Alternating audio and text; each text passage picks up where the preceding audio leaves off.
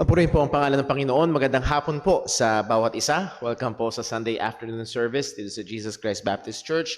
And tayo nagpapasalamat sa Diyos sa kanyang patuloy na kahabagan at biyaya. And maaaring napansin niyo ho, at ako ay hanggang ngayon naninibago. Dahil for more than 3 years, nandito sa harapan natin, itong fiberglass. At salamat sa Diyos. It's a sign na bumubuti sa biyaya ng Panginoon. Could you just try to recall 3 years ago, yung takot, yung pangamba na meron ng bawat isa sa atin, na bawat labas mo, pagpasok mo ng bahay, ligo ka ulit. Again, ay kahabagan ng Panginoon. Tayo ay nagpapasalamat sa Diyos sa bagay ho na ito. Well, muli, ilang mga announcements po muna bago tayo dumako sa atin hong gawain ngayong gabi o ngayong hapon. Nag-meeting ang church ho kanina at napagkasunduan ang ilang mga bagay, particularly patungkol sa ating bagong monitor sa harapan at ating pinupuri ang Diyos sa kanyang probisyon. And then also, ang iba nating mga kapatiran ay patuloy ho nating ipag-pray. Humingi patuloy ng prayer si Brother Dave. Sa biyaya ng Diyos, kanina inano ko sa kanya, mga 100, from the spectrum of 1 to 100, yung pinakamatindi, pinakamahirap na kalagayan niya noon, yun yung 100 sa kalagayan niya ngayon, sabi naman niya ay nasa between 10 to 20 naglalaro sa ganon. So napakalaking development, an 80% improvement. Ngayon daw ay wala na masyado yung backward na involuntary movement, pero meron daw sa gilid. Yun na lang daw ang natitira. At yung pain ay almost totally wala na. So purihin ng Diyos. Could you just imagine for 5 years, involuntary movement ng kanyang leeg. So salamat sa Diyos sa kanyang biyaya. And salamat ho dun sa mga tumangkilik ng imbutido ni Brother Dave. Ayan. Next Sunday, Lord willing, meron ho ulit.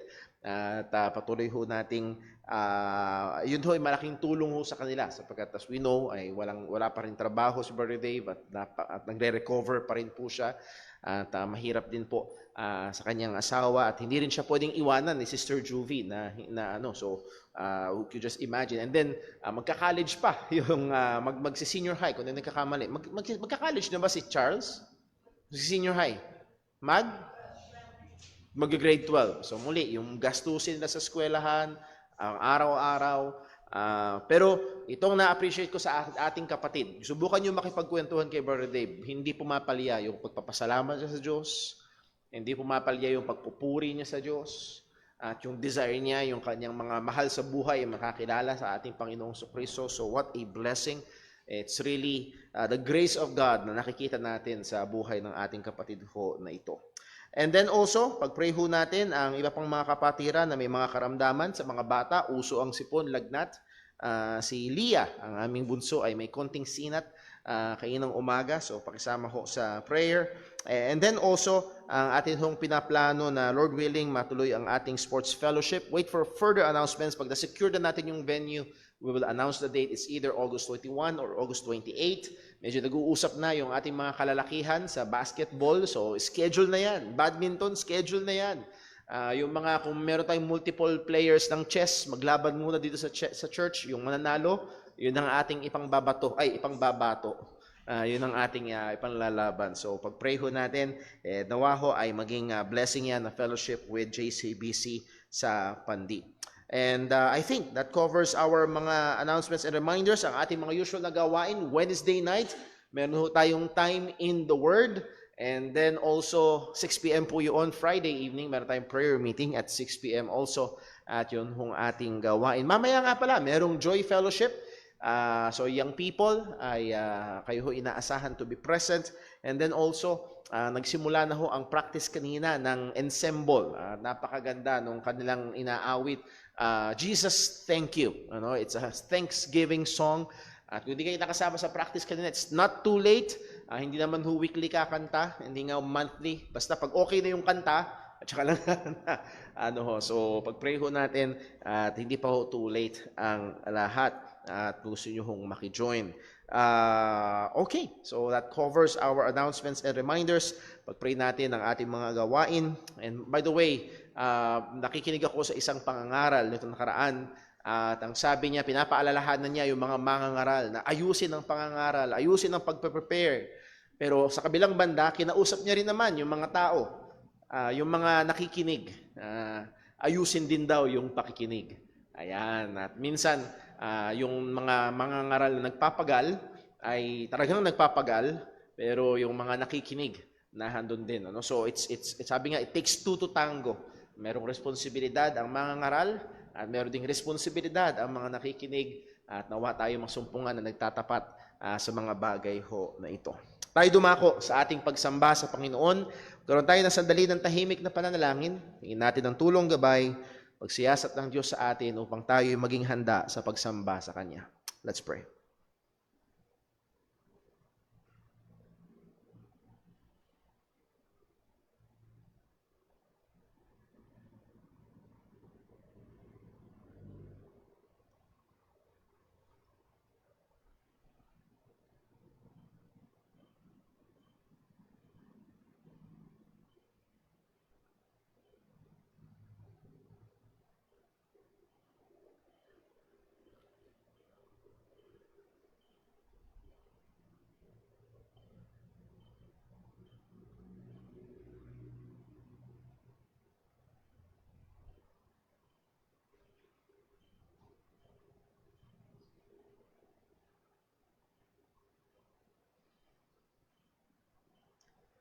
Manalangin po tayo.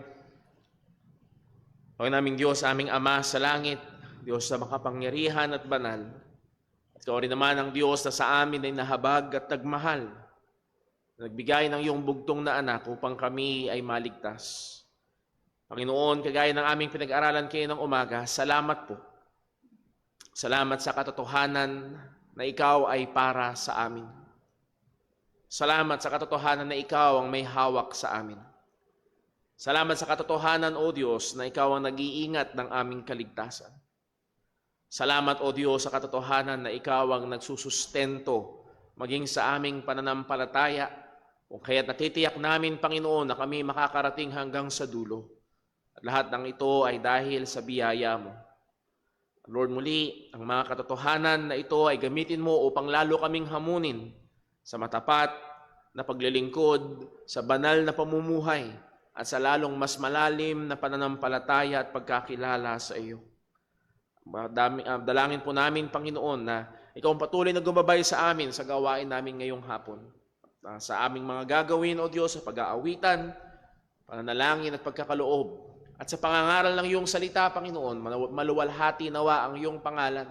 At ito'y maging mabangong samyo ng pag-aalay ng aming pagsamba sa iyo.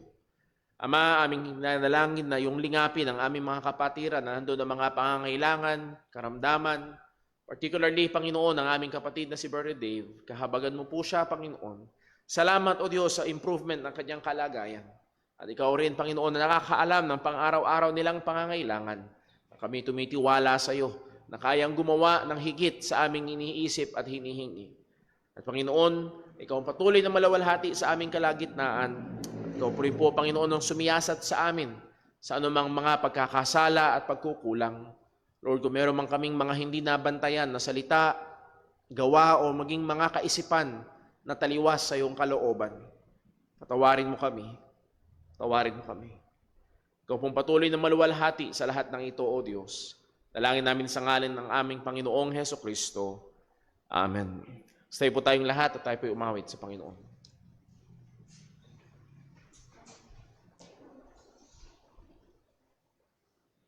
Tayo po'y umawit. Awitin pa natin, Holy, Holy, Holy.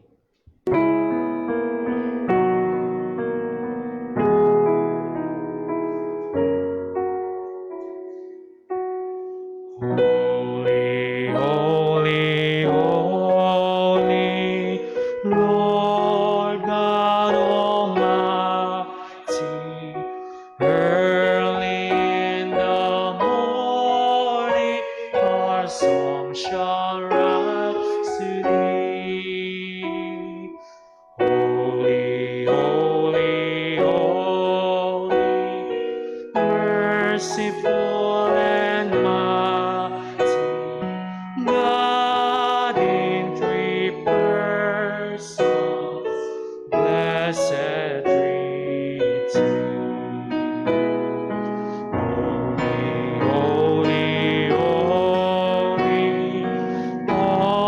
saints adore thee, casting down their golden crown around the glassy sea.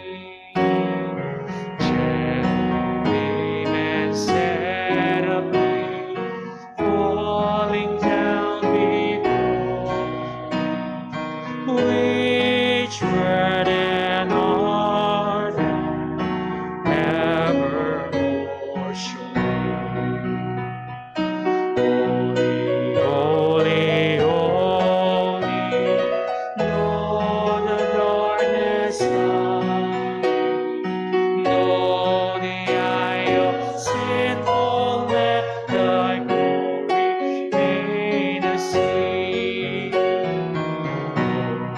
Lord, holy, there is none beside, perfect in God, love and purity.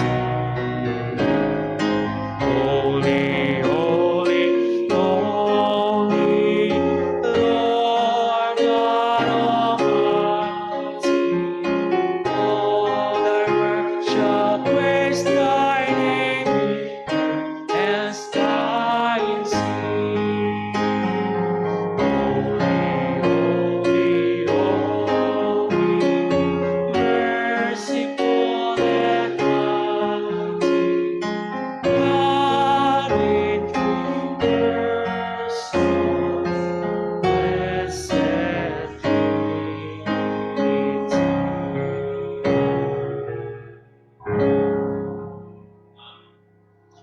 Manatili po tayo nakatayo para po sa pagbasa po sa salita ng Diyos.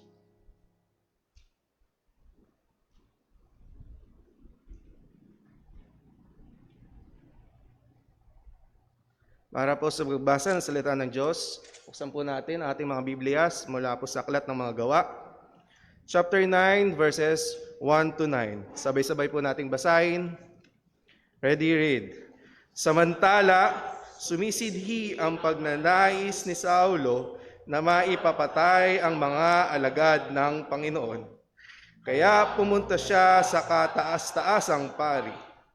Humingi siya sa kataas-taasang pari ng mga sulat para sa mga sinagoga sa Damasco upang kung siya'y makatagpo ng sino mang kabilang sa daan, maging lalaki o babae, ay dadalhin niyang bihag sa Jerusalem.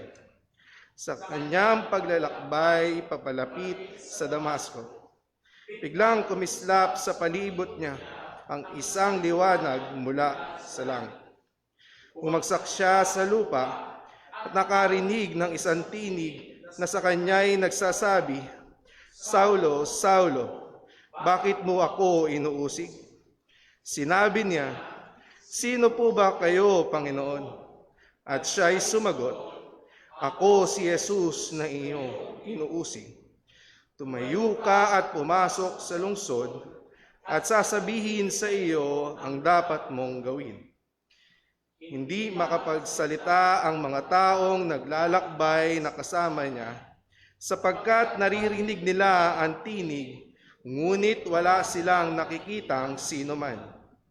Tumayo si Saulo mula sa lupa at pagmulat ng kanyang mga mata ay wala siyang makita. Kaya't inakay siya ng kanyang mga kasama at ipinasok sa Damasco. 3 araw siyang hindi makakita at hindi rin kumain o uminom. Purihin po ang Panginoon, maaari na po tayong magsiupo.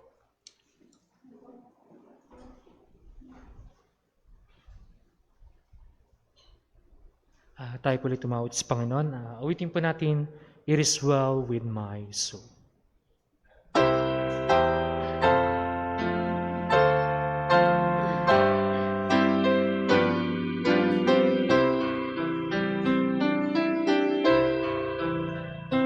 When peace like a rain attended my way, when sorrows like sea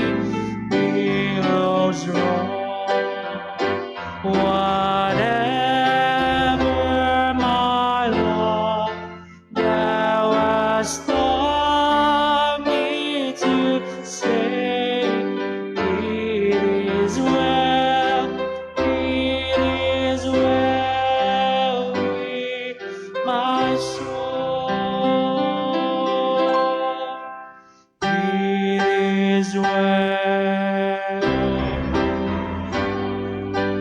with my soul. It is well, it is well with my soul.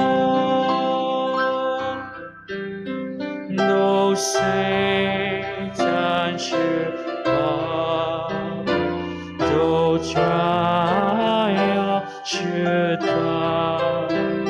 Let this blessed assurance control that Christ has recalled, then my helpless state, and I shed His own blood for my soul.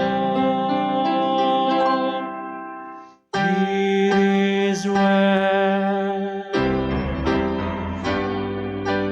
with my soul. It is well, it is well with my soul. I sin, oh, the bliss of this glorious thought. My sin not in part, but the whole is nailed to the cross, and I bear it no more. Praise the Lord, praise the Lord, oh my soul. It is well with my soul. It is well, it is well with my soul. And Lord, haste the day when the face shall reside, the clouds be rolled back as a scroll, the trump shall resound, and the Lord shall descend. Even so, it is well with my soul. It is well with my soul. It is well, it is well with my soul.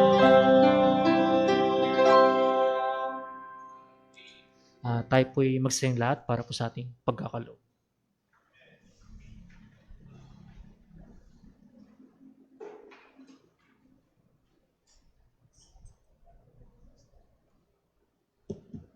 Magandang hapon muli mga kapatid.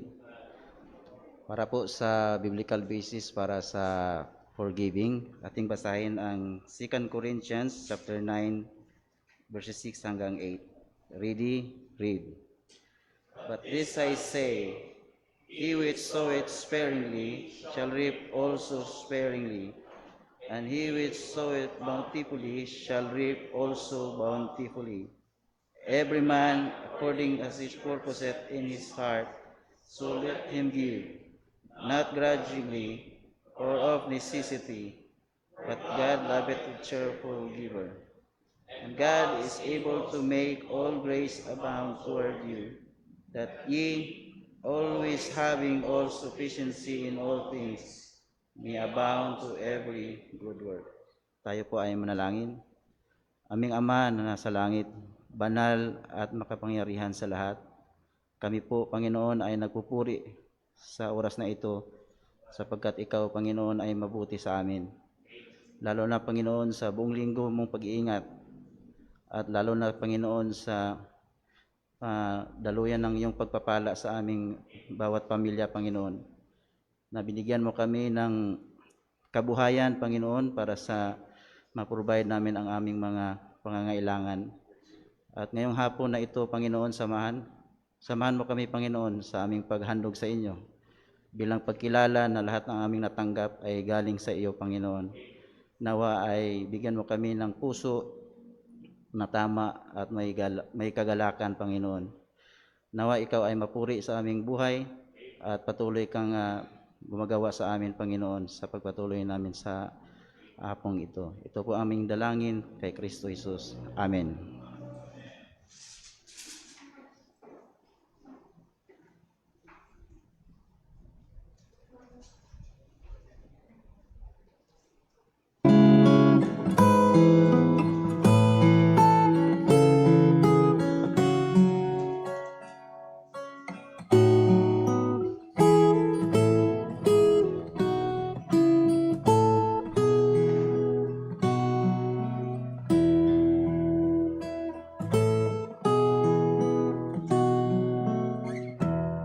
Tayo po ulit mag-sing lahat. Tayo po ulit tumawag sa Panginoon. Awitin po natin, Now I Belong to Jesus.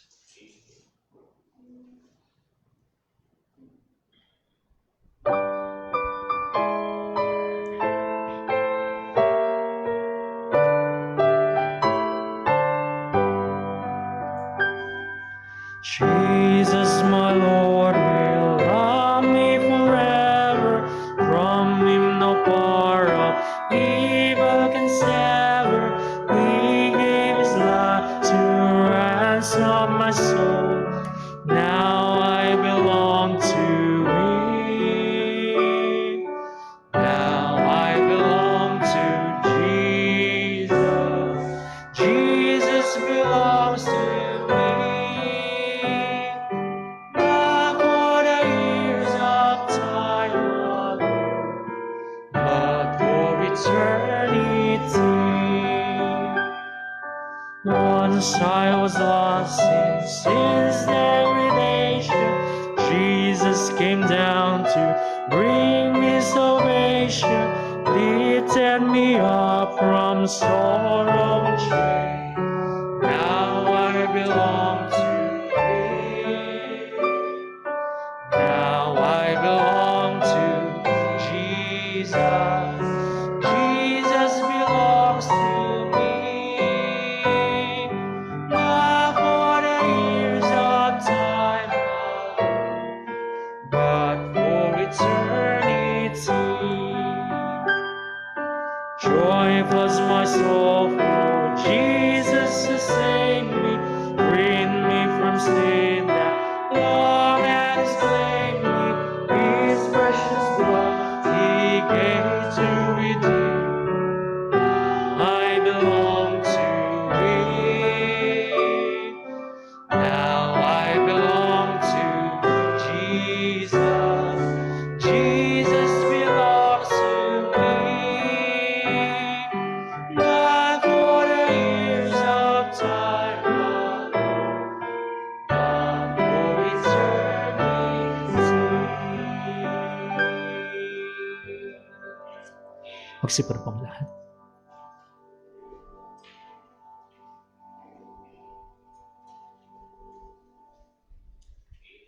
Magandang hapon po sa ating lahat. Panibago po, wala na po yung harang natin dito, ano? Ibig sabihin po ay patuloy tayong pinag-iingatan ng ating Panginoon. Ngayon po ay tumungo tayo sa ating pag-aaral ng salita ng Diyos. Kamakailan lamang ay naging kontrobersyal ang pagpapalit ng PAGCOR o ng the Philippine Amusement and Gaming Corporation ng kanilang logo, no? Na nagkakahalaga umano ito ng 3 milyong piso. Well, ang depensa naman ng PAGCOR ay hindi naman para sa logo lang lahat yung 3 milyon na yon. Kundi gagamitin daw nila ito para sa mga stationaries at mga envelopes. Maraming mga naging tanong tungkol dito sa kanilang logo. Bakit ganyan kalaki ang ginastos dyan? Bakit ganyan ang disenyo? Bakit parang logo ng Petron? Pero tingin ko, ang tanong na dapat nating sagutin ay, bakit pa kailangang baguhin? Kung ako po ang tatanungin ninyo ay hindi ko alam kung bakit, ba't kailangan pang baguhin, wala itong malinaw na dahilan. Ngunit sa pag-aaral po natin ngayong hapong ito, meron ding babaguhin. Hindi logo, kundi isang tao.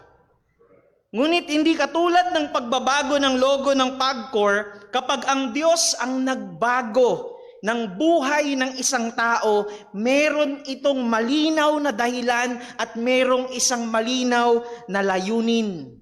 At hindi ito sayang lang. Hindi ito sayang lang. Tayo po'y humingi ng paggabay sa ating Panginoon, sa ating panalangin muna bago tayo magpatuloy sa ating pag-aaral.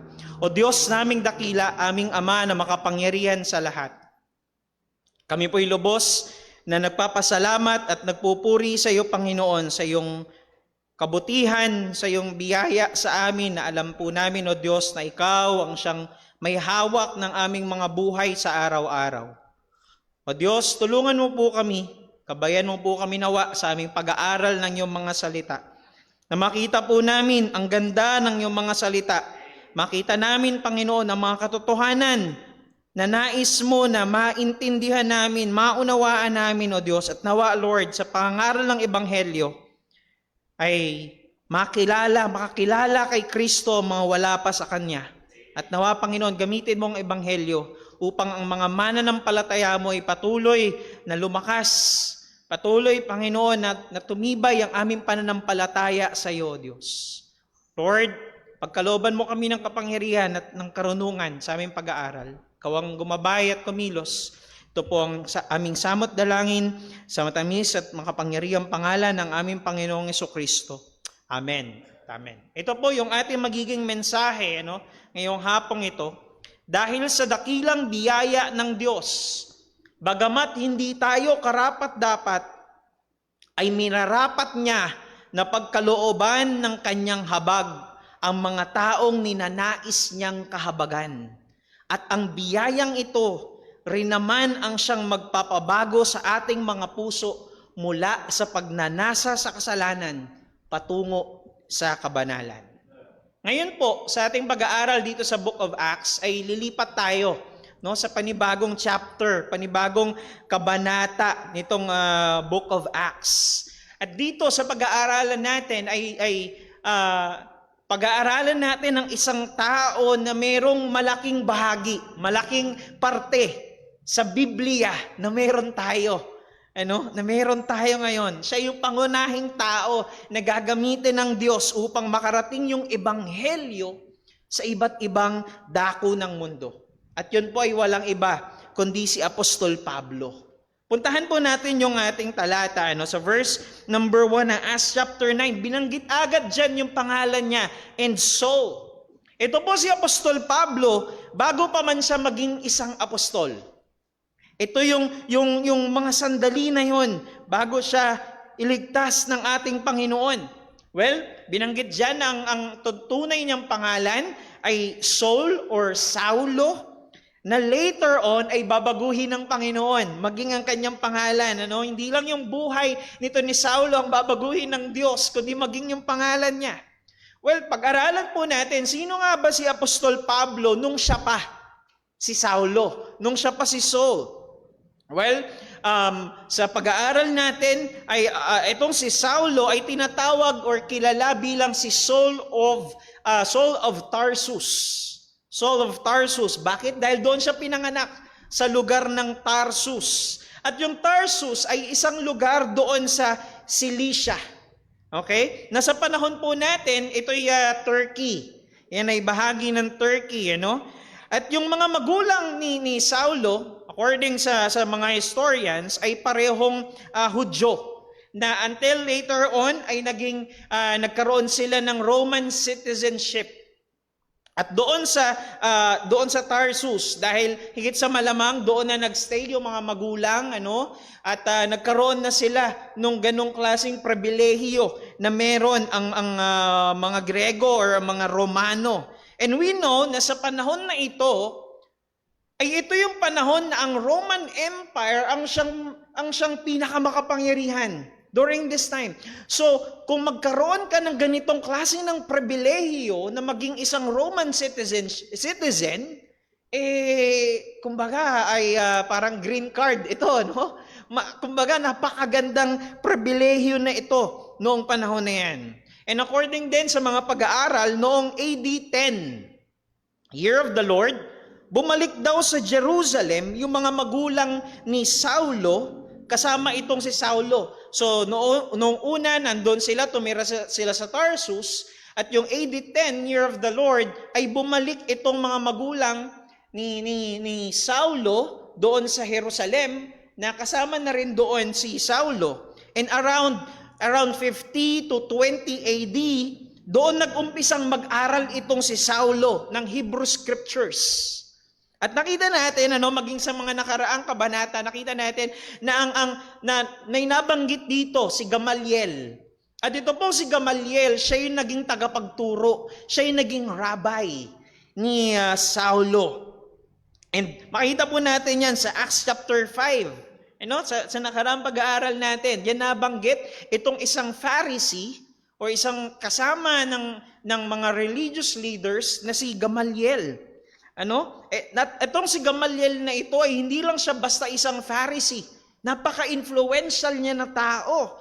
At ang sabi doon, kung babalikan natin sa Acts chapter 5, itong si Gamaliel ay isang expert of the law. Isa siyang eksperto pagdating sa Hebrew Scriptures. Ibig sabihin, magaling na tagapagturo ito.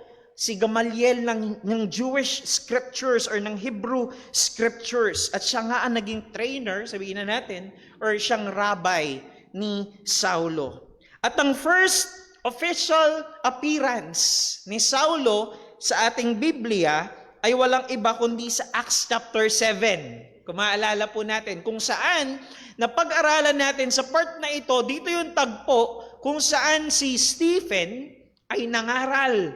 Na pinangaral niya ang buong Old Testament, na ipinakita doon na doon sa Old Testament pa lang, ang mensahe noon ay walang iba kundi ang Panginoong Jesucristo. At hindi ito nagustuhan ng mga Hudyo. Hindi nila nagustuhan yung katotohanan na yon. At makita natin doon sa tagpo na yon, yung mga Hudyo, dinumog nila si Stephen, kinaladkad palabas ng bayan, at sa kanila pinagbabato hanggang mamatay.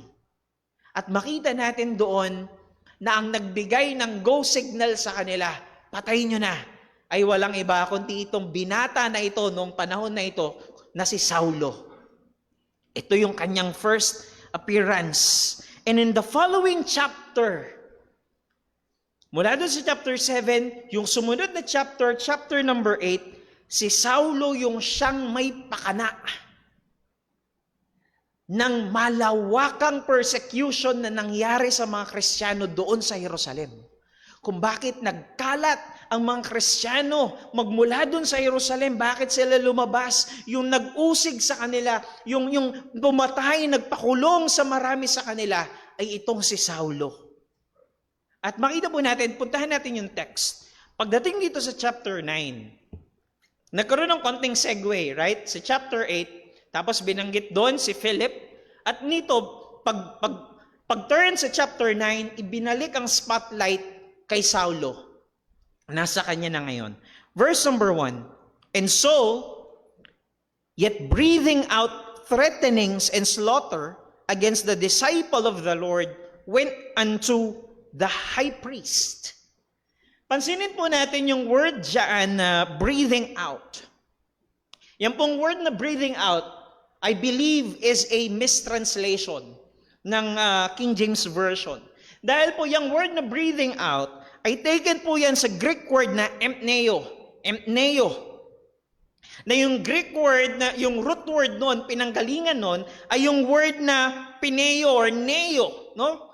Pineo, na ang ibig sabihin is blow. Blow. Katulad ng pag-blow ng wind, ano? Di ka pag-blow ng candle sa isang birthday cake. So, itong word na neo or pineo, meron siyang preposition sa kanyang unahan na M or N, E-N or E-M. Depende kung ano yung first letter, no? Kinoconnect ng Greek word yan. Ang pagkakagamit nung preposition na yon na M or EN or N, ay ang ibig sabihin nun in or into. In or into. So ibig sabihin kung ita-translate natin, supposedly ang translation nito ay breathing in or breathing into.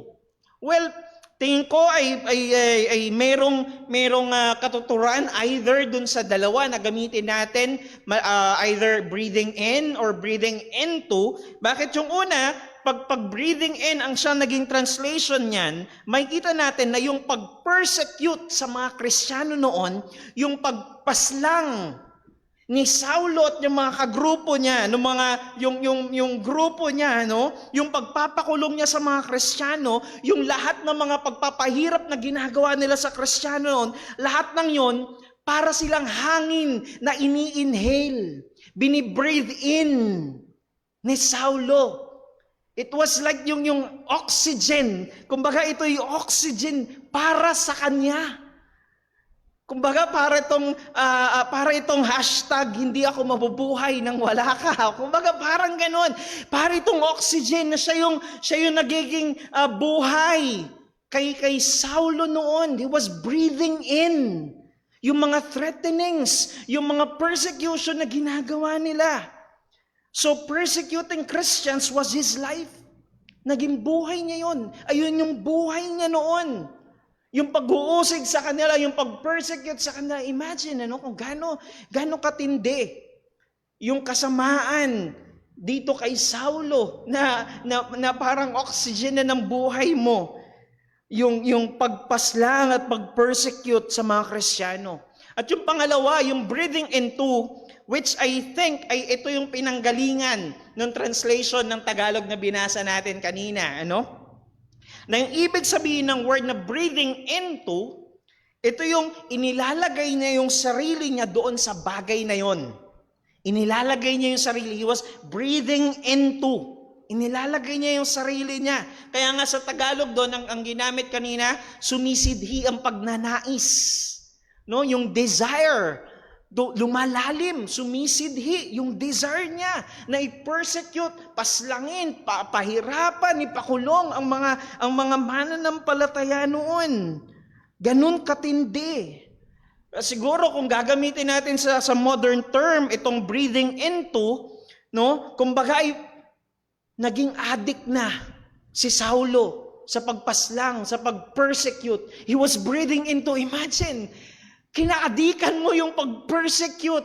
Talagang inilalagay mo na yung sarili mo na gusto kong, kumbaga fixated ka na doon.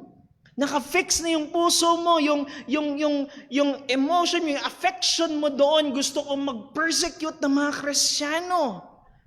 Ano nyo, kapag na-addict ka sa isang bagay, iniisip mo yun magdamag eh. Iniisip mo yun, naglalaro yun, magdamag sa'yo, iniisip mo yun kahit hindi mo ginagawa yun. Ako man po noon, well, alam po ito ni Mama, ng mga kapatid ko, ako man noon ay kinaadikan ko ng sobra noon yung paglaro ng Dota, ng computer. Naging batang computer shop ako noon, naging tambay ng computer shop. Talagang nagstay ako doon sa computer shop. Minsan, maabot ako ng 3 araw, walang uwian. Walang uwian. Ganun ako ka-addict noon. Kapag kahit naantok na ako, walang tulog. Pag narinig ko, Daryl, 5 daw. Talagang gising na ako noon. Daryl, may pustahan, may dayo. Talagang dilat na ako. Ganun ako ka-addict, ganun ako ka-addict noon. And even kapag hindi ako naglalaro, tumatakbo sa isip ko, paano yung susunod na gagawin ko, no? Kumbaga, paano yung play na gagawin ko? Sino yung mga hero na pwede kong gawin? Pinaglalaro ko na yung mga bagay na yun sa isip ko. Kumbaga, kahit wala ako sa harap ng computer, naglalaro yung isip ko. Naglalaro, nagpaplano ako sa isip ko. At narito si Apostol Pablo noon. Narito si Saulo. He was breathing into persecuting Christians. Inilalagay niya yung sarili niya doon sa kalagayan na yun ng pag-uusig sa kanila. Siguro nakauwi na siya ng bahay, pero iniisip niya pa rin. Sino kaya yung susunod ko na uusigin, na iper-persecute, iniisip niya na, saang bayan kaya kami susunod na pupunta? Saang lugar yung hahalugugin namin, maghahanap kami ng mga Kristiyano doon. At maramang iniisip niya na, ano naman yung susunod na pagtutorture na gagawin ko sa kanila. Ganun katindi. Kaya nung sinabi ni Apostol Pablo, na siya yung chief of all sinners, totoo yun. Ganito katindi, ganito kalalim, yung kasamaan sa kanyang puso, naging buhay niya na yung pagpaslang. Parang oxygen na ito na ini-inhale niya araw-araw. Inilalagay niya yung sarili niya doon, yung isip niya, yung affection niya sa pag-persecute sa mga mananampalataya. So meaning, si Saulo during this time, hindi siya pumapaslang, hindi siya nagpa-persecute ng mga Kristiyano dahil lang inuutusan siya. Or dahil sumusunod siya. Ibig sabihin, gusto niya talaga. Ito yung takbo, ito yung tulak ng kanyang puso, ito yung ninanais ng kanyang puso. Ganun kalalim, ganun kasidhi, yung desire, yung pagnanais niya na mag-persecute ng mga Kristiyano. And listen, ganito rin yung kalagayan natin dahil po sa kasalanan. Hindi tayo naiiba kay Apostol Pablo. Nung wala pa tayo kay Kristo at kung ngayon wala ka kay Kristo, ganito yung kalagayan mo. We are breathing in sin. We are breathing into doing sinful things. Dahil sa kasalanan, ginagawa nating oxygen na ini-inhale natin araw-araw ang kasalanan. Inilalagay natin araw-araw yung mga sarili natin, yung affection natin sa kasalanan. Siguro hindi kasing tindi kay Apostol Pablo noon, kay Saulo, ngunit naroon yung kasalanan sa puso natin. Yun ang katotohanan. Alam niyo po kung bakit marami mga prosperity gospel preachers, marami mga motivational speakers, so-called motivational speakers, mga pastor sa panahon natin ngayon. Bakit? Kasi maraming nakikinig sa kanila. Maraming nakikinig sa kanila. Kung walang makikinig sa kanila, may magiging prosperity gospel, magpapatuloy ba yung mga motivational speakers sa kanilang mensahe? Wala. Pero merong nakikinig at maraming nakikinig, sumusunod sa kanila. Why? Dahil ang natural affection natin, dahil sa kasalanan, mahalin ang ating sarili. No, yun yung natural affection natin. Ano ba yung pangangailangan ko? Pera, kalusugan, maging sikat. Kailangan ko ng mag-a-affirm ng mga emotions ko. Kailangan ko ng kikiliti sa emotions ko para ma-motivate ako. At yung ginagawa ng mga prosperity gospel preachers, mga motivational speakers, kinikiliti nila yung emotion ng mga nakikinig sa kanila. Kaya nga po naniniwala ako na yes, responsible ang mga prosperity gospel preachers and even yung mga pastor na nagiging motivational speakers na lang, they are responsible sa ginagawa nilang pangangaral. Pero responsable din maging yung mga nakikinig sa kanila. Dahil kasalanan, yung nagdadrive sa kanila. They were breathing in sin.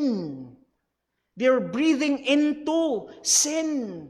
Nag-stay sila doon dahil yun ang gusto nila na marinig.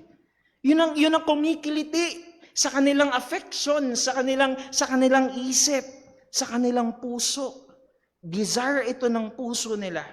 Yan po yung nature natin dahil sa kasalanan. Yan ang nature natin. At ang tanging pag-asa lamang natin ay ang Panginoong Jesucristo. Tanging ang Panginoong Hesukristo lamang. Our hearts that breathe in sin and breathe into doing sin, Christ will turn them into hearts that desire holiness. Ang mga puso natin na parang oxygen na natin na ini-inhale ang kasalanan at merong malalim na pagnanasa na gumawa ng kasalanan, gagawin ko itong kasalanan. Ang pag-asa natin ay ang Panginoong Jesucristo. Kanyang babaguhin ang ating mga puso na nagnanais na ngayon at nagnanasa ng kabanalan. Ang mga puso natin, gagawin niya na puso na meron ng pagkamuhi. Meron ng pandidiri sa kasalanan. Kaya nga po nung wala pa tayo kay Kristo, parang energy drink natin. Energy drink natin ng kasalanan. Ang mga taong wala pa kay Kristo, ito yung nagpapatakbo sa kanila. Ito yung lakas nila. Ito yung lakas ng mga taong wala pa kay Kristo, yung kasalanan. Pero dapat sa mga taong mananampalataya, sa mga tunay na mananampalataya, hindi ka na pinapalakas ng kasalanan. Hindi na ito yung oxygen na ini-inhale mo. Dapat ito na yung nagbibigay sa atin ng kapaguran. Ito yung nagbibigay sa atin ng kabigatan. Yung kasalanan. At ang isang tunay na mananampalataya, hindi na po nakakatagpo ng kagalakan doon sa kasalanan. Wala na doon. Hindi natin sinasabi na hindi na magkakasala ang isang mananampalataya, pero wala na roon ang kanyang affection, ang kanyang masidhing pagnanais. Dahil alam niya na magbibigay na yun ng kapaguran at ng kabigatan sa kanya. Kaya nga, kung iniibig mo pa rin hanggang sa ngayon ang kasalanan, kung wala kang pakialam sa kabanalan, kung masaya ka, kung okay lang sa'yo na hindi mo ginagawa ang mga bagay na nararapat para sa Panginoon, makinig ka, siyasatin mo ang iyong puso. Dahil maaari na wala ka pa talaga kay Kristo. Maaring wala pa talaga tayo kay Kristo. Going back to our text, sabi dyan, and so, yet breathing out or breathing into threatenings and slaughter against the disciples of the Lord, went unto the high priest, and desired of him letters to Damascus, to the synagogues, that if he found any of his way, whether they were men of women, imagine, he might bring them bound unto Jerusalem. So ito ang si Saulo. Habang may ganoon siyang kalalim na pagnanais o pagnanasa na mag-persecute ng mga Kristiyano, kumbaga again, adik siya doon. Gustong-gusto niya yon, yung bagay na yon. Nagtungo siya doon sa mga high priest o yung mga saserdote, punong saserdote. Ano nang ginawa niya doon? Pagtungo niya sa mga high priest. Sabi doon, sa verse number 2, and desired of him letters to Damascus to the synagogue. So nag-request si Saulo ng letter, or it's some kind of permission letter or confirmation letter na yung mga high priest doon sa Jerusalem ay gumawa sila ng sulat para doon sa mga synagogue sa Damascus. Okay? At ang sabi diyan, ang laman nung sulat na yon, ang sabi ng kasunod na sinabi ng verse number 2, that if he, si Saulo, found any of this way, whether they were men or women, he might bring them bound unto Jerusalem. Ang sabi po diyan, yung kung sino man daw na matatagpuan nila na of this way, right? Nandiyan po sa text, of this way. Mapababae man daw, mapalalaki, dadakpin sila ni Saulo at dadalhin sila sa Jerusalem para doon ikulong. Now, yung pagkakagamit po dyan na word na of this way, yung way po dyan, dapat actually naka-capital letter. Pag nakita nyo po sa ESV, ano yung translation niyan sa ESV, kung titignan natin, of the way, naka-capital letter yung W. Mapapansin nyo rin na nung kanina binasa natin sa Tagalog, ang pagkakagamit doon kabilang sa daan, capital D, na capital yung way or yung daan. Bakit? Dahil yung way po dyan, yun yung nauna pa na tawag ng mga Jewish religious leaders sa mga Kristiyano. Yun ang tawag nila sa kanila. No? Kung meron sa panahon po natin, yung kanina mag-uusapan namin, yung ang dating daan, ano? Meron naman ay sila daw yung tamang daan. Yung mga Kristiyano noon, tinatawag na ang daan. No? Yung mga kabilang diyan sa daan, yun ang tawag sa kanila. Of the way, yung daan. So itong tawag na ito sa kanila is a sarcastic, no? Sarcasm po ito, sarcastic way ng pagtawag sa mga Kristiyano noon. Yung mga daan na yan, no? Yung mga kabilang dyan sa daan na yan, yung mga miyembro niyang daan na yan, kumbaga parang ganun nila ito sinasabi. Bakit? Kasi alam natin, ibig sabihin nito, pinakikita nito na even noon pa man, ipinangangaral na ng mga mananampalataya yung exclusivity of Christ. Na tanging si Kristo lang ang daan. Kaya pangasar sa kanila yon. Ayan yung mga daan, pangasar sa kanila yon. Kasi, di ba, sabi nila, sila lang yung daan di ba? Parang ganun ang tono nito. Of the way, of this way. Ganun ang pagkakasabi ng mga religious leaders. Pang-asar sa kanila, sarcastic. And actually, even sa Acts chapter 11, verse number 26, ito po yung unang beses na tinawag na Christians, ang mga Kristiyano. Sa Acts chapter 11, verse number 26, na higit sa malamang yung bansag na Christian sa kanila noon, na later on pag-aaralan po natin, insulto rin ito. No, ang mga Griego noon ay mahilig sila na mag-name names, no? Yung kumbaga pinapangalanan nila na bawa sumusunod kayo sa ganitong tao, no? Ay papangalanan kayo na Darilians, ganyan, ano? Dahil sumusunod kayo sa kanila. So ito, yung tinawag sila mga Christians dahil sumusunod sila kay Kristo. Na at this time, insulto pa ito. Kumbaga, mga Kristiyano na yan kasi tumusunod kay Kristo.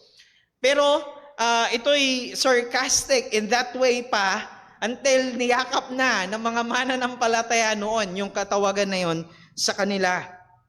So sinasabi rito ng mga high priest doon sa letter na doon sa mga synagogue sa Damascus, kapag may natagpuan si Saulo, whether men or women, mapalalaki man yan o babae, kapag may natagpuan si Saulo dyan sa Damascus, ikukulong niya yun, dadali niya sa Jerusalem. Yun ang sinabi doon. Now, ang Damascus po ay nasa far north ng Jerusalem, northeast ng Jerusalem. At itong Damascus ay bahagi ng Syria. No? So, makita natin, nag-spread yung Christianity, una sa chapter 8, remember, sa chapter 8, nag-spread yung Christianity patungo, galing ng Jerusalem, papunta ng Samaria. Right? Sa Acts chapter 8. Ito po ang distansya, mula sa Jerusalem, patungong Samaria, approximately nasa 100 kilometers ang layo. Yun ang distansya. Pero, mula Samaria hanggang Damascus, ang layo nito ay nasa 240 kilometers. So more than twice, higit sa doble yung layo. So ibig sabihin, ganun na kalayo yung pag-spread, yung pagkalat ng Kristyanismo after mangyari yung sa Samaria. Right? Yung kay Philip, di ba nangaral si Philip sa Samaria, nagpunta rin doon si Apostol Pedro, maging si Apostol Juan, maraming mga nakakilala sa Panginoon doon sa Samaria, and at this time, Acts chapter 9, umakyat na ng napakalayo, 240 kilometers. Hindi ko alam nasa gaano kalayo from Manila to Baguio. Para nasa around ganong distansya rin ata. So imagine, ganon na kabilis. Isang chapter lang ang dumaan. Pero napakarami na nangyari. Nag-spread out ang Kristyanismo. Nag-spread out ang Christianity. So itong si Saulo, higit sa malamang nabalitaan niya yung nangyari doon sa Samaria. At nabalitaan niya na kumakalat na ito, nag-i-spread na ng napakabilis ng Kristyanismo na umabot na doon sa Damascus. At dahil nga alam natin na breathing into, yung desire niya, Yun, meron akong ipe-persecute doon sa Damascus. Nabalitaan niya. Nabalitaan niya na meron doon. Malamang fired up siya. Oh yes! Meron na naman. Meron na naman. Ito na yung pagkakataon na naman. Kaya bagamat napakalayo nun, 100 plus 240, i-plus nyo na lamang po from Jerusalem hanggang sa Damascus, nilakbay niya. Nilakbay niya dahil nabalitaan niya may mga Kristiyano doon na maaari na kanyang usigin. Ngunit, pagdating sa verse 3, habang nasa kalagitnaan sila ng paglalakbay, nung malapit na sila sa Damascus, sabi ng verse number 3, and as he journeyed, he came near Damascus, malapit na sila, hindi natin alam nasa ganong kalayo, and suddenly there shined round about him a light from heaven. Habang naglalakbay sila, all of a sudden, biglaan may isang napakaliwanag na ilaw. Sobrang liwanag ng ilaw. Sa sobrang liwanag nun, nagsibagsakan sila. Tumumba sila, si Saulo, maging yung mga kasama niya. Sabi doon, nung yung ilaw daw na yun, mula sa langit, nakapalibot kay Saulo, hindi ko alam paano yung itsura nun. Ang nai-imagine ko lang parang katulad dun sa UFO, no? Parang meron sinisip na tao yung ilaw. Hindi ko alam dahil nakapalibot daw Shine round about him. Nakapalibot sa kanya yung ilaw mula sa langit. Sobrang liwanag. At sabi dyan, itong part na ito yung turning point ng buhay ni Saulo. At alam niyo po, sobrang significant, sobrang importante para kay Saulo itong pagkakataon na ito. Na even sa salita ng Diyos, may ilang mga pagkakataon na ibinahagi niya itong experience na ito, na later on, check po natin yung mga yan. Sabi ng verses 4 and 5, and si Saulo, si Apostol Pablo noon, fell to the earth. Siya'y bumagsak. And heard a voice saying unto him, So, why persecutest thou me? And he said, Who art thou, Lord? And the Lord said, I am Jesus, whom thou persecutest. It is hard for thee to kick against the pricks. So habang naroon sila doon sa daan, as they were journeying, mula doon sa Jerusalem, patungo ng Damascus, bigla na lamang isang napakaliwanag na ilaw yung pumalibot kay Saulo. At alam niyo po, kung gaano to kaliwanag, dinescribe niya ito sa Acts chapter 26. Puntahan po natin sa Acts chapter 26, yung isang pagkakataon na kwento niya itong experience na ito. At itong experience na ito, kinuwento ni Apostol Pablo, nung siya na si Apostol Pablo, kay King Agrippa. Ang sabi niya, Acts chapter 26, verse number 13, At midday, O King, I saw in the way a light from heaven. Ano pong sumunod? Above the brightness of the sun. Sobrang liwanag na ng araw Right? Sobrang liwanag na ng araw. Hindi ka makakatingin ng direkta doon ng matagal. Right? Ganong kaliwanag.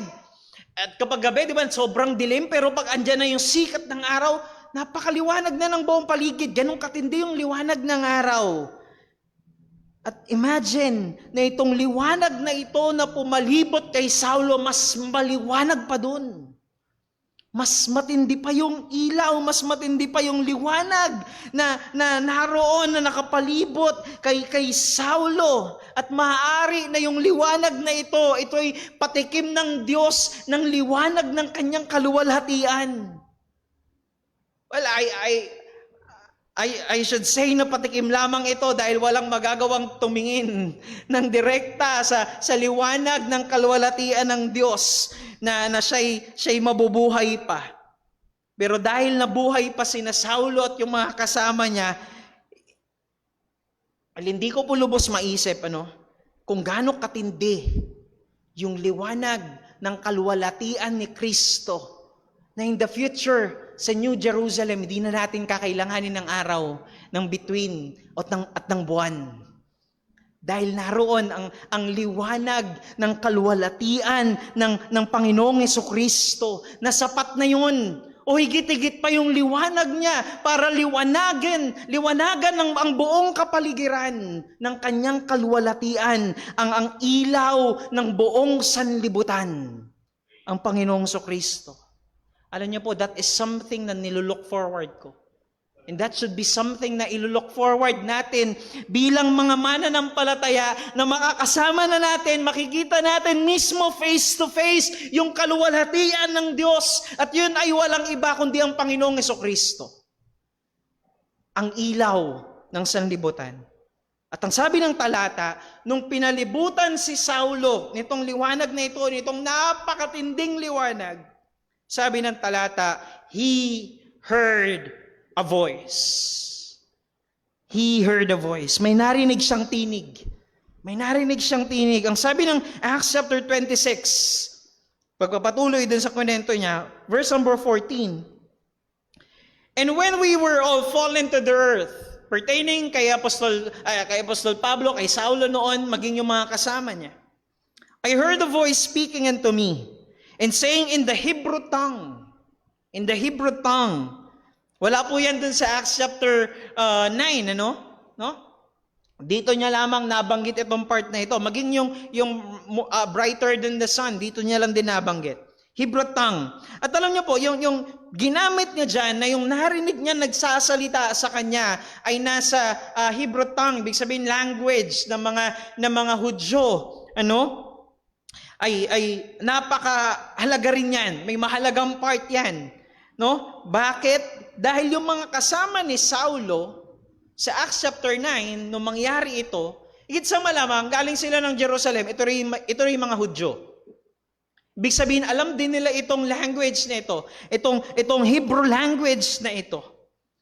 Sabi doon, balikan natin sa Acts chapter 9, verse number 7. Sabi dyan, the men who were traveling with him stood speechless, hearing a voice, but seeing no one. They were hearing a voice, but seeing no one. So, yung mga kasama ni Saulo, takang-taka sila doon sa nangyari. Takang-taka sila, hindi nila alam ano na nangyayari. They were speechless, sabi dyan. Pero hindi lang si Saulo yung merong narinig. Hindi lang si Saulo yung merong narinig. Sundan niyo po ako rito, maging yung mga kasama niya, meron ding narinig. Sabi doon, hearing the voice or a voice, but seeing no one. Meron silang narinig na tinig. Pero wala naman silang nakikitang tao na maliban kay Saulo na nagsasalita. Si Saulo lang yung nakikita nila doon. Wala silang nakikita na iba. Pero, ang sabi sa Acts chapter 22, ito naman yung isang pagkakataon pa na kwento ni Apostol Pablo ito. Acts chapter 22, jump naman po tayo doon. Acts 22 verse number 9. Acts chapter 22 verse number 9. Sabi diyan, and they, yung mga kasama niya, that were with me, saw indeed the light. Nakita nila yung liwanag. So hindi ito ilusyon lamang, ano? Totoo na mayroong liwanag na nakapalibot kay Apostol Pablo noon, kay Saulo. And they were afraid. Nakita nila yon, yung liwanag na yon. Sobra silang natakot doon sa nangyari kay Saul, doon sa road to Damascus. Pero ang sabi sa kasunod diyan, sabi diyan, but they heard not the voice of him that spake to me. Teka, akala ko ba kanina, Brother Daryl, sa Acts chapter 9, may narinig silang voice. Pero nung pinento itong muli ni Apostol Pablo sa Acts chapter 22, they heard not the voice. Ano ba talaga? So ano ba talaga? Well, yung Greek word po ng voice, either sa Acts chapter 9, Acts chapter 22, Acts chapter 26, ang pagkakagamit po niyang lahat ay yung Greek word na phony. Phony. Parang spelling niya yung phone. Diyan po galing ang English word natin na sound. Tunog, sound. So yung mga kasama ni Saulo, higit sa malamang, again, galing sila din ng Jerusalem, Higit sa malamang ay mga Hudyo rin ito at alam ang Hebrew language. Kaya kung sakali na meron silang narinig na tinig na nagsasalita, naiintindihan din dapat nila yon. Naiintindihan din dapat nila dahil Hebrew tongue yung narinig na language ni Saulo. Pero ang sabi diyan sa text sa Acts chapter 22, they heard not the voice. Or sabi sa translation ng ESV, they understand not the voice. So ibig sabihin lamang na ito, nakarinig sila parehas, yung mga kasama niya, si Saulo at yung mga kasama niya ng voice, sa Greek, ng phony, ng sound. Nakarinig sila ng sound, nakarinig sila ng tunog, pero ito ang pinagkaiba. Acts chapter 9 verse number 4, ito ang pinagkaiba. Balik tayo sa Acts chapter 9 verse 4. And he, Apostle Paul, si Saulo, fell to the earth and heard a voice saying, may sinasabi. Yung kanina, nakarinig lamang sila ng sound. Pero ang pinagkaiba si Apostol Pablo, nung narinig niya, yung sound, nagsasalita. May lengguwahe na sinasabi sa kanya. So yung narinig niya, ibig sabihin, si Saulo, he heard a voice. Samantalang yung mga kasama niya, they heard a noise. Nakarinig, si Saulo nakarinig ng tinig, pero yung mga kasama niya nakarinig ng tunog. Sound lamang ang kanilang naririnig. Hindi nila naiintindihan. Ano ba yung tunog na yon? Ano ba yung naririnig namin? Hindi nila alam. Hindi nila alam. Nung narinig ni Apostol Pablo, ito'y hindi lamang tunog. Ito'y isang tinig. Nagsasalita ito sa kanya. Naiintindihan niya. Pero imagine, andun lang sa paligid. Andun lang sa paligid yung mga kasama niya. Pero hindi nila naiintindihan. Ang naririnig lang nila ay tunog. Yung sinabi ng Panginoon, so, why persecutest thou me? Ang tunog lang sa kanila nun, kung ano-anong tunog lang. Hindi nila naiintindihan. But they are hearing something. May naririnig silang tunog, pero wala silang maintindihan. Narito po ang napakagandang katotohanan, mga kapatid, the sovereign mercy of God. Ang soberanong habag ng Diyos. Ang sabi ng Romans chapter 9 verse number 15, I will have mercy on whom I will have mercy. Ang sabi ng Panginoon, I will have compassion on whom I will have compassion. Sabi doon, verse number 16, and so then it is not of him that willeth, nor of him that runneth, but of God that showeth mercy.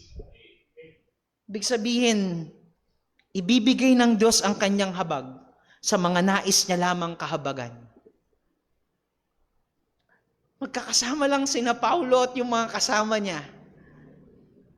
Pero ang pinakitaan ng napakagandang katotohanan ng kaligtasan ng habag ng Diyos ay si Saulo lamang. Ibibigay ng Diyos ang kanyang awa sa mga nais niya lamang kaawaan. At ang desisyon na ito ng pagbibigay ng habag, hindi doon sa bibigyan ng habag, kundi naroon sa tagapagbigay ng habag. Ang desisyon ng pagbibigay ng habag ay nasa Diyos. Ito'y nasa Kanya. Ito'y soberanong habag ng Diyos. Nasa Kanya ang kapangyarihan ng pagbibigay ng habag. Mga kapatid, wala po tayong pinagkaiba sa sitwasyon na ito ni Saulo. Lahat tayong mga mananampalataya, kasama si Saulo, ay naligtas lamang dahil sa soberanong habag ng Diyos. Oo, sapat ang habag ng Diyos para ibigay niya sa lahat ng tao. Yes, sobra-sobra pa. They are new every morning. Great is thy faithfulness. Yung habag ng Diyos, bago ng bago sa araw-araw, sapat ito. Sobra-sobra pa ito higit sa malamang para ipagkaloob niya sa lahat ng tao. Hindi natin mauubos ang habag ng Diyos. Ngunit ipinagkakaloob lamang ng Diyos ang kanyang habag sa mga nais niyang kahabagan. ang mga tunay na mananampalataya.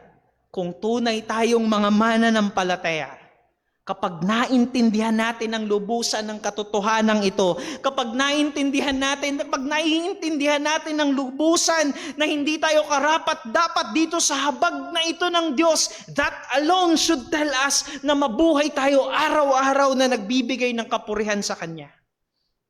Nawa mga kapatid, makita po natin yung ganda ng kaligtasan natin na ating tinanggap.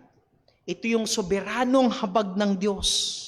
Mula sa pagiging makasalanan na wala tayong ibang iniibig, walang ibang ninanasa ang ating mga puso na meron tayong ganong kasidhi, ganong kalalim na pagnanasa sa kasalanan. Binago ng Diyos ang takbo ng ating mga buhay.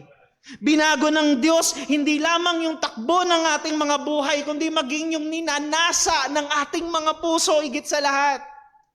Maaaring ang marami sa atin, ang ilan sa atin dito, ang ninanasa ng puso natin na noon bago tayo iligtas ng Panginoon, babae, alak, sugal, yung paboritong anak na manok.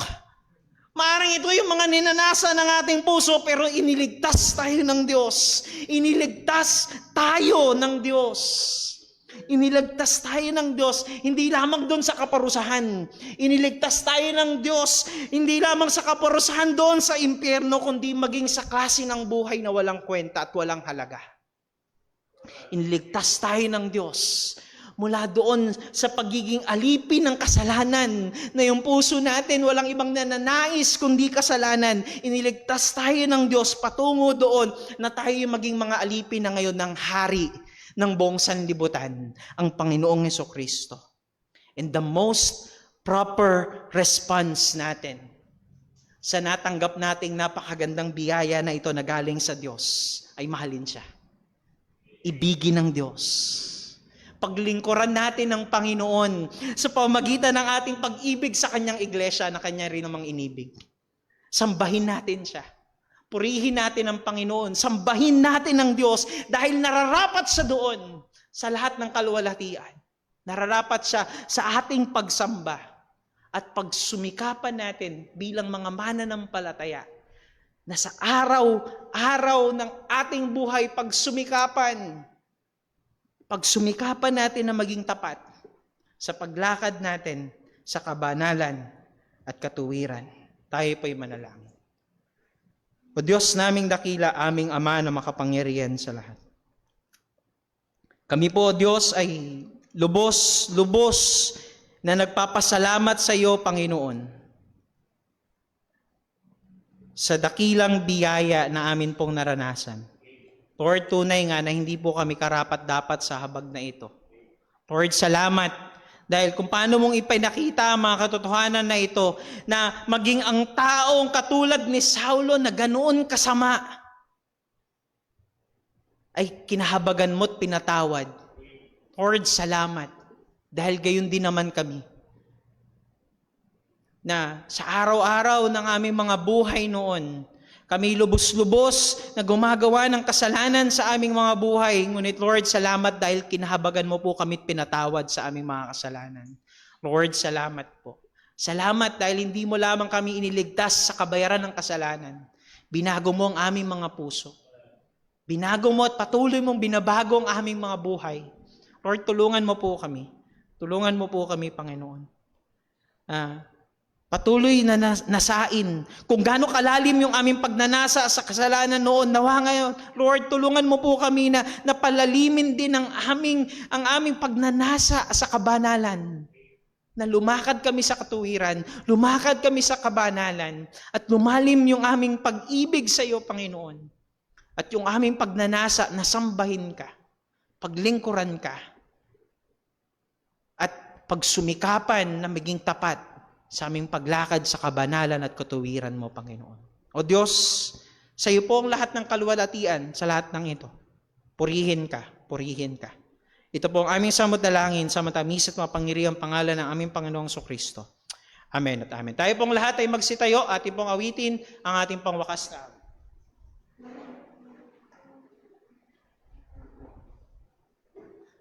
Tayo po'y mawit. Awitin po natin, Great is thy faithfulness.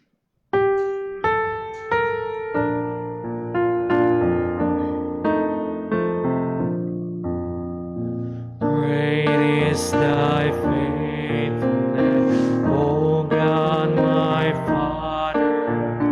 There is no shadow of turning with thee. Thou changes not, thy compassion they fail. As thou hast been, thou forever will be. Great is thy faithfulness, great is thy faithfulness.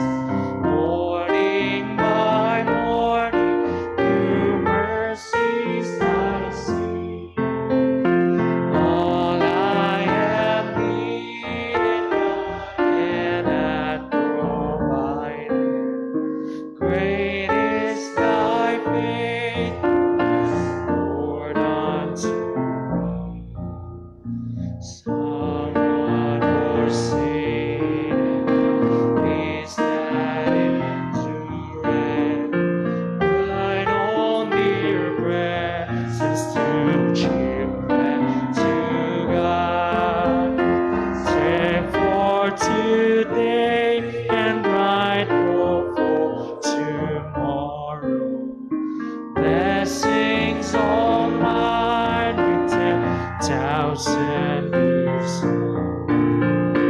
Great is thy faithfulness, great is thy faithfulness.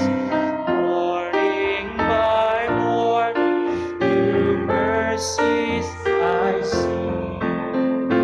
All I have needed, God cannot provide.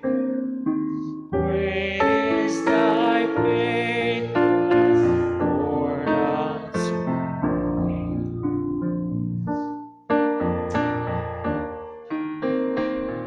Purihin po ang pangalan ng Panginoon. Ang kaligtasan ni Saulo ay nagpapakita sa atin ng soberanong pagliligtas at biyaya ng Diyos.